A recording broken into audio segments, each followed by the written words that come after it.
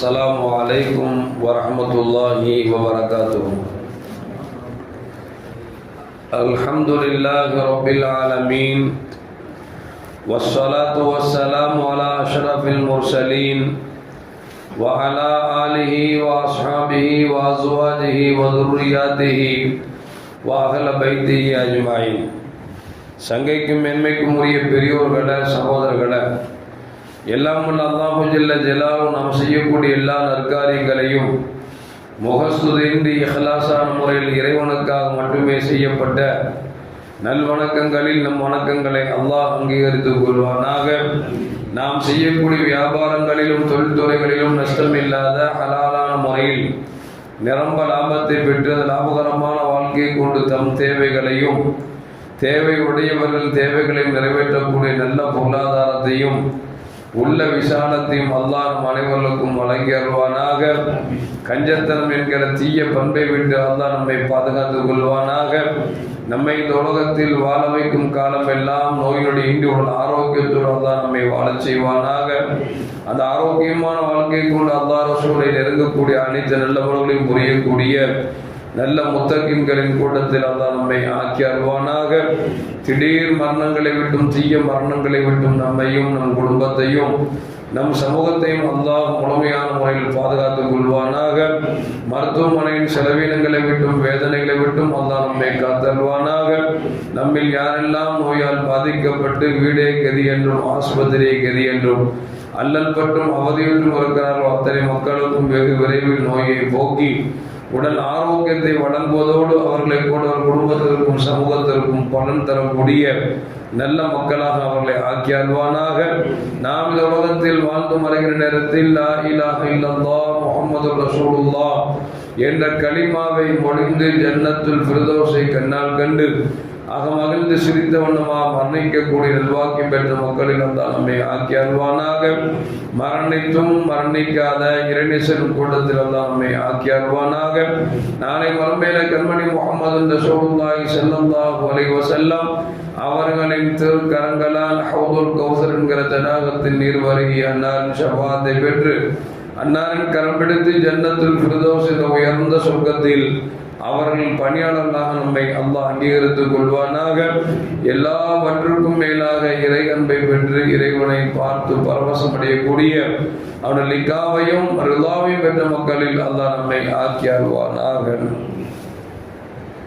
அருமையான மூமின்களே, அல்லாஹு ஜல்ல ஜலாலுஹு மனிதனை படைத்து அவனோடு சேர்ந்து மறதியும் சேர்த்து அல்லாஹு ஜல்ல ஜலாலுஹு படைத்திருக்கிறார். மறதி என்பது சில கட்டங்களில் அது நமக்கு ஆபத்தாக போய்விடும், சில கட்டங்களில் அது ஒரு அருளாகவே அமைந்திருக்கிறது என்பதில் எந்த மாற்று கருத்தும் அல்ல. ஒரு கணவன் மனைவியை நேசிக்கிறான், ஒரு மனைவி கணவனை நேசிக்கிறார். இரண்டு பேரும் நேசத்தோடு வாழ்ந்து கொண்டிருக்கிற பொழுது திடீரென்று கணவனை விட்டு மனைவி மரணித்து விட்டாலோ அல்லது மனைவியை விட்டு கணவன் இறந்து விட்டாலோ இந்த மறதி என்று ஒன்று இல்லை என்று சொன்னால் மனிதனால் வாழ்வது என்பது மிகவும் சிரமமாகி போய்விடும். ஆனால் அல்லாஹ் ஜல்ல ஜலாலுஹு மறதியை கொடுத்ததால் சேர்ந்து வாழ்ந்த கணவனோ மனைவியாக இருந்தாலும் சரி 3 நாள் கொஞ்சம் மிகவும் சோகமாக இருப்பார்கள். 40 நாள் ஆனது என்று சொன்னால் கொஞ்சம் மறதிகள் அதிகமாகிக் கொண்டிருக்கும். காலங்கள் கடக்கிற பொழுது அவரை முழுதுமாக மறந்து விட்டு வாழ வேண்டிய சூழலுக்கு தள்ளப்பட்டதன் காரணமாகத்தான் மனிதர்களால் வாழ முடியுமே தவிர அந்த மறதி இல்லை என்று சொன்னால் நம்மால் வாழ்வது என்பது மிகவும் சிரமமாகிவிடும். அப்படி பார்க்கிற பொழுது சில மறதிகள் அல்லாஹ் நமக்கு அருளாக தந்திருக்கிறான். சில மறதிகள் இருக்கக்கூடாத மறதிகள் இருக்கிறதே அது ஆபத்தில் கொண்டு போய்விடும். உதாரணத்திற்கு பஸ் ஒரு 8:30 மணிக்கு வரும்னு வச்சுக்கோங்களேன். நம்ம வீட்டிலேருந்து போனால் 10 நிமிஷம் ஆகும் அப்படின்னா நம்ம 8:15க்கு வீட்டை கதவை பூட்டி நடந்து போனோம்னா பஸ்ஸை பிடிச்சிடலாம் அப்படின்னு நம்ம நினச்சிட்டு இருக்கோம். அந்த 8:15 மணிக்கு சாவியை தேடினா சாவியே கிடைக்காது. எது வரைக்கும் அப்படின்னா 8:25 வரைக்கும் கிடைக்காது. எங்கே போச்சு அப்படின்னு தேடு தருவார். கடைசியில் பார்த்தா அந்த சாவி பாக்கெட்டில் கிடக்கும் இடப்பட சுற்றி இருப்பார். அப்ப இந்த மறதி என்பது மனிதனுக்கு கூடாத மறதி. இந்த மாதிரி மறதி விட்டு நாம் பாதுகாப்பு தேட வேண்டும். அதே நேரத்தில் சில விஷயங்கள் அல்லாஹ் மறதி கொடுத்திருக்கிறான் அப்படின்னா அதுக்கு நாம் அல்லாஹ்வுக்கு நன்றியும் செலுத்த வேண்டும். செய்தனா ஆதம் அலைஹிஸ்ஸலாம் அவர்கள் படைக்கப்பட்டார்கள். படைத்த பிறகு அல்லாஹ் ஜல்ல ஜலாலுஹு ஆதம் அலைஹிஸ்ஸலாம் முதுகும் தண்டை தடவிக்கொண்டே இருந்தார். தடவினால் அவருடைய பிச்சலங்கள் எல்லாம் வெளியாகி கொண்டிருந்தார்கள். எதுவரைக்கும் என்று சொன்னால் உலகம் அழுகின்ற வரைக்கும் யார் யார் இவர்கள் மூலியமாக பிறப்பார்கள் என்பதை அந்த அல்லாஹ் ஜல்ல ஜலாலுஹு அவர் முதுகை தடவுகிற பொழுது அவருடைய பிச்சலங்கள் குழந்தைகள் வெளியாகி கொண்டிருந்தார்கள். வெளியாக்கப்பட்ட குழந்தைகளை ஆதம் அலைஹிஸ்ஸலாம் பார்வையிட்ட பொழுது அங்கே ஒரு குழந்தை, அழகாக ஒரு குழந்தை இருக்கிறது. இது யார் என்று கேட்கிறார்கள் ஆதம் அலைஹிஸ்ஸலாம். அல்லாஹ் சொல்லுகிறான், இவர்கள் தான் உன்னுடைய பிச்சரத்தில் வரக்கூடிய தாவூத் அலைஹிஸ்ஸலாம் என்று சொன்ன பொழுது ஆதம் அலைஹிஸ்ஸலாம் கேட்டாங்க, என்ன அழகா இருக்காரு, பார்க்காத ரம்மியமா இருக்காரு, இவர் உலகத்தில் எவ்வளவு வயசு வாழ்வாங்க, இவர் எத்தனை வயது வரைக்கும் அவர்களுக்கு ஆயுள் கொடுக்கப்பட்டிருக்கிறது என்று கேட்ட பொழுது அல்லாஹ் சொன்னா அவங்களுக்கு 60 வயசு வாழ்வாங்க அப்படின்னு.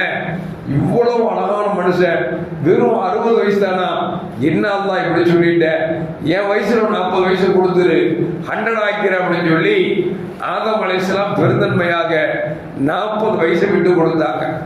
ஆதம் அலைஹிஸ்ஸலாமுக்கு நேரம் வருகிற பொழுது 40 வருஷத்துக்கு முன்னால் போய் இஸ்ராயல் போய் நிற்கிறார். ஆதம் அலைஹிஸ்ஸலாம் வாங்க போகலாம், எல்லாம் கூட்டிட்டான், உங்களை மூத்தாக்கு வந்திருக்க அப்படின்னு. ஆதம் அலைஹிஸ்ஸலாம் கேட்டாங்கப்பா, இன்னும் 40 வருஷம் இருக்குத, நீ என்ன 40 வருஷத்துக்கு முன்னாலே வந்துட்ட அப்படின்னு கேட்டார். இப்போ அல்லாஹ் சொன்னானா, அதான் தாவூத் அலைஹிஸ்ஸலாத்தை பார்த்து அழகா இருக்காரு, அவருக்கு 60 வயசு தான் கொடுக்கப்பட்டிருக்குது, என் வயசு 40 கொடுக்குன்னு சொன்னீங்களா இல்லையா, அதனால 40 வயசு கொடுத்தாச்சு, உங்களுக்கு ஹஜ் முடிஞ்சு போச்சு வாங்கன்னு சொல்லி இஸ்ராயீல் அலைஹிஸ்ஸலாம் அழைத்தார் என்று சொல்லிவிட்டு கண்மணி முஹம்மது ரசூலுல்லாஹி ஸல்லல்லாஹு அலைஹி சொல்லுவாங்க, ஆதம் அலைஹிஸ்ஸலாம் மறந்தார், அவர் பிச்சர்களும் மறந்தார் என்று சொல்லி கண்மணி முஹம்மது ரசூலுல்லாஹி ஸல்லல்லாஹு அலைஹி சொல்றார். இப்ப சில கட்டத்தில் மறதி என்பது நமக்கு அவசியம்தான். கண்மணி முஹம்மது ரசூலுல்லாஹி ஸல்லல்லாஹு அலைஹி வஸல்லம் ஒரு கட்டத்தில் ஹதீஸ்ல இப்படி வருது, லொஹரா அஸரா என்று தெரியவில்லை, பெருமானார் ஸல்லல்லாஹு தொழுவைக்குகிற பொழுது 4 ரக்காயத்துக்கு பதிலாக 3 ரக்காயத் தொழுவ வச்சுட்டாங்க. சஹாபாக்கள் தொழுது முடிச்ச உடனே அவங்களுடைய கேள்வி பாருங்க, எவ்வளவு பக்குவமா கேட்கிறாங்க, யார சொல்லலாம், அம் குசிரத்து சலாம் அம் நசீத, தொழுகை குறைக்கப்பட்டுருச்சா அல்லது மறந்துட்டீங்களா அப்படின்னு கேட்கிறாங்க. ரசூலுல்லாஹ் கேட்கிறாங்க, என்ன அப்படின்னா, இல்லை யார சொல்லலாம், தொழுவைக்கு 4 ரக்காயத்துல 3 ரக்காயத்தை தொழு வச்சிருக்கிறீங்க, ஒருவேளை தொழுகை குறைக்கப்பட்டு விட்டதா அல்லது நீங்க மறந்துட்டீங்களா அப்படின்னு சொல்லி கண்மணி முஹம்மது ரசூலுல்லாஹி ஸல்லல்லாஹு அலைஹி வஸல்லம் சஹாபாக்கள் கேட்கிறார். அந்த நேரத்தில் நம்ம இருந்தான்னு வச்சுக்கோங்களேன், ஆகா ஓன்னு கூப்பாட போட்டு பள்ளிவாசல் ஒரு சண்டை ரகலகலமாக்கி தெருவெல்லாம் அதை பத்தி பேசிட்டு போய் வர்றோம் போறோம்லாம் சொல்லி, தெரியுமா உங்களுக்கு அஜத்து 4 ரக்காயத்துக்கு 3 ரக்காயத்து வச்சுட்டாரு, உடனே இன்னொரு சொல்வாரு, அவர் ஒரு வேலை பார்த்தா தானே 38 வேலை பார்க்கிறாரு, அவர் அப்படித்தான் இருப்பாரு இப்படித்தான் இருப்பாரு, நாம மனுஷன் இல்ல, நாம அப்படித்தான் செய்வோம், அல்லாஹ் பாதுகாக்கிறோம். சஹாபாக்கள் கேட்கிறாங்க, யார சொல்லலாம், தொழுகை குறைக்கப்பட்டுருச்சா அல்லது நீங்க மறந்துட்டீங்க அப்படின்னு.